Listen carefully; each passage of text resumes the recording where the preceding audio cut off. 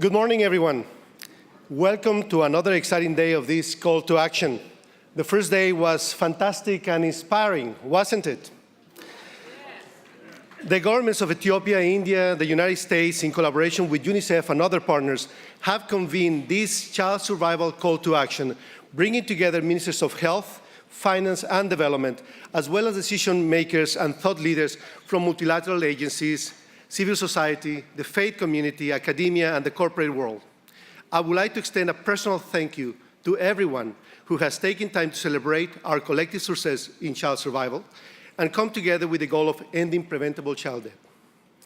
As recently as the 1970s, an estimated 17 million children were dying every year. 17. Following the first child survival revolution in the 1980s, the figure dropped to 12 million by 1990. And smallpox was eradicated.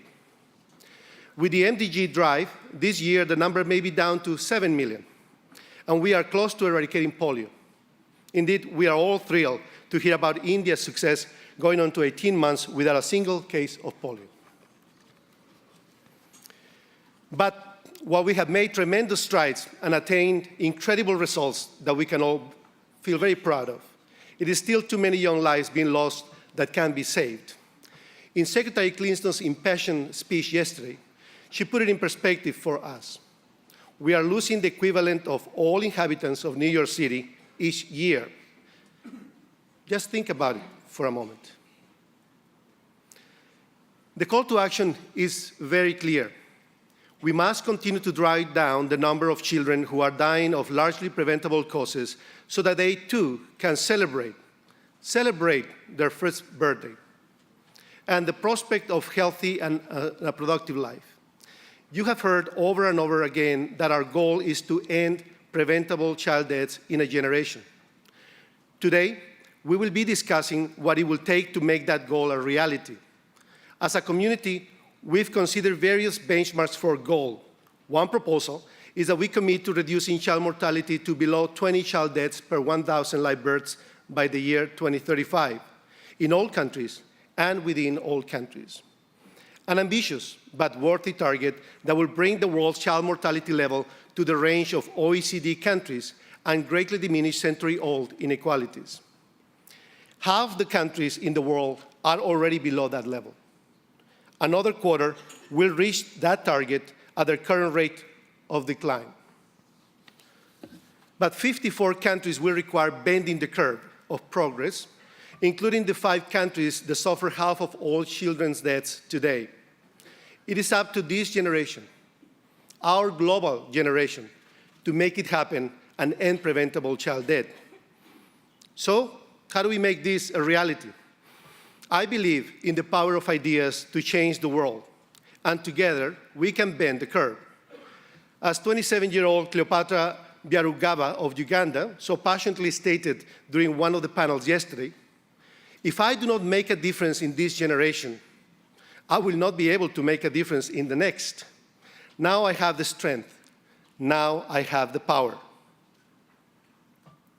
This proposed roadmap, and you all have a copy of this, points us out in the right direction, redoubling efforts in the countries with the highest burden, focusing on the most vulnerable populations, especially the newborn and poor women and children, with innovative technologies and approaches, working along the continuum of care and nurturing integration, as Julio Frank reminded us, integration in health systems, in all policies, across borders, national and subnational.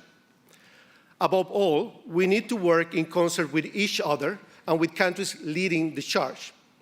Yesterday, you heard world leaders from the US, India, Ethiopia, DR Congo, Pakistan, Nigeria, Mozambique, and Bangladesh all expressed their commitments to ending preventable child death.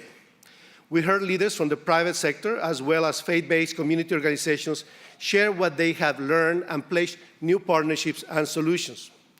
Today, we will hear from technical experts and thought leaders working in nutrition, malaria, maternal and child health, family planning, immunization, and other areas critical to child survival.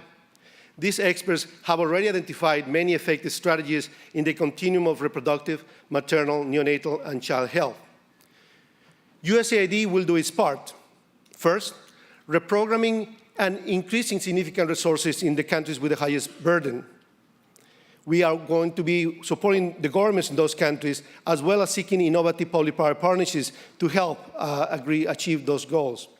Number two, we are in the process of redesigning the demographic health service, and so that they can be indeed more of greater utility for the work of accountability that will have to follow on the countdown.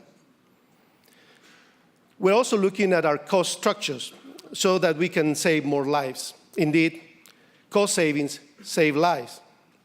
And finally, we will coordinate with UNICEF, WHO, and other global actors to build momentum on the call to action.